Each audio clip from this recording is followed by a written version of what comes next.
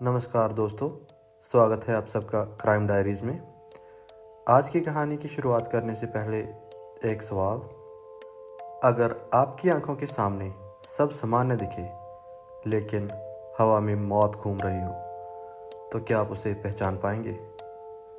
इस केस में किसी ने भी नहीं पहचाना और इसलिए सब खत्म हो गया। तो बढ़ते हैं आज की कहानी की तरफ। द हिंटरकैफ फार्म मर्डर्स, खूनी विरासत। कुछ कहानियाँ इतिहास की किताबों में नहीं, ज़मीन के नीचे दफन होती हैं। ऐसी कहानियाँ जिनके जख्म 100 साल बाद भी ताज़ा रहते हैं। जर्मनी 1922। जंगल के बीचों बीच एक फार्म था जिसे लोग काइफरबर्ग कहते थे। कहते हैं वहाँ सिर्फ एक परिवार नहीं रहता था, वहाँ कुछ और भी था। एक ऐसा साया जिसके कदमों के निशान आते तो थे लेकिन वापस कभी नहीं जाते। मैं आपको ले चलूँगा वहाँ जहाँ चुप्पी भी चीखती है, जहाँ दीवारें हिलती नहीं सांस लेती हैं।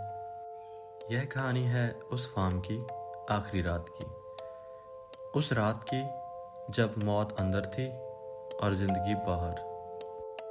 महीनों से उस फार्म में रहता परिवार अजीब घटनाएं महसूस कर रहा था। एक सुबह बर्फ में पैरों के निशान दिखे, जंगल से घर तक, लेकिन वापसी के एक भी नहीं। घर की चाबियां गायब, अटारी से कदमों की आवाज़ें, दीवारों के पीछे सांसों की आवाज़। नौकरानी ने भागते समय आखिरी बात कही थी, साहब यह घर नहीं, एक जाल है। मालिक ने बंदूक लेकर पूरा घर खोजा, लेकिन बस एक चीज़ मिली, अटारी में दबा हुआ पुराना सड़ा हुआ बिस्तर, जिस पर हाल ही में किसी ने सोया हो। मतलब कोई उस घर में रह रहा था रोज़, और परिवार को पता भी नहीं था। 31 मार्च, ठंडी काली और बिल्कुल खामोश रात। एक नई नौकरानी एलिसा उस शाम काम पर पहुंची। उसकी किस्मत उसी रात लिख दी गई। परिवार के 6 लोग थे, सब अपने अपने काम में व्यस्त थे, लेकिन एक बात किसी ने नोटिस नहीं की। अटारी का दरवाज़ा थोड़ा सा खुला हुआ था और उसके भीतर कोई सांस ले रहा था, धीमे गहरे सांस, जैसे इंतज़ार कर रहा हो। पुलिस की थ्योरी थी कि कातिल ने सभी को एक एक करके खलिहान में बुलाया, लेकिन असल में हुआ कुछ और ही था, कुछ ज़्यादा डरावना। एक एक करके सबको बाहर नहीं बुलाया गया था, बल्कि ऊपर से नीचे उतारा गया था। अटारी के अंधेरे में जो भी था वो पहले से जानता था किस कमरे में कौन है। पहला वार बूढ़े एंड्रियास पर, दूसरा उसकी पत्नी पर, फिर बेटी पर और फिर उसकी बच्ची। आवाज़ एक भी नहीं, चीख एक भी नहीं, जैसे किसी ने आवाज़ों को भी मार दिया हो। एलिसा अपने कमरे में मरी पड़ी थी। 2 साल के बच्चे के कमरे में जाते वक्त कातिल की आवाज़ बिल्कुल वैसी थी जैसे कोई घर का ही सदस्य चल रहा हो, जैसे वह सालों से इन गलियों को जानता हो।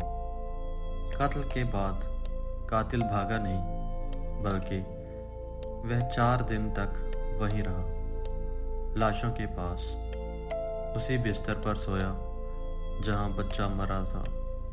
जानवरों को खाना दिया, रसोई में खाना बनाया।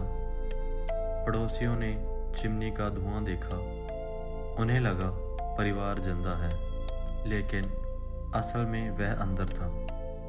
कहते हैं इन 4 दिनों में उसने कई बार अटारी से नीचे आते कदमों की आवाज़ दीवारों में दर्ज कर दी, जैसे कोई अकेले घर में रहता है, आराम से, बिना डर के। पुलिस ने जब घर खोला तो उन्हें 2 बातें सबसे ज़्यादा हिला गई। पहली, 7 साल की बच्ची कई घंटों तक जिंदा रही थी। उसने डर में अपने बाल नोच लिए थे।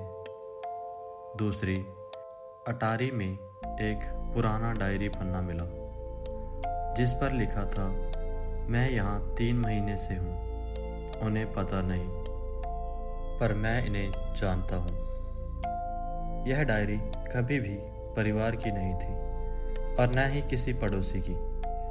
लेखन किसी अजनबी का था, लेकिन घर की आंतरिक बातें, कमरों की सही जगह सब वहीं लिखी थी, जैसे वो अजनबी नहीं था, बल्कि कोई ऐसा जिसने कभी इस घर में जिंदगी बिताई हो, या फिर कोई ऐसा जो मरकर भी गया नहीं। आज वह फार्म गिर चुका है, लेकिन लोग कहते हैं अगर उसी ज़मीन पर खड़े होकर ध्यान से सुना जाए तो अटारी से नीचे आते कदमों की आवाज़ आज भी आती है। पैरों के वो निशान जो आते तो हैं लेकिन वापस कभी नहीं जाते।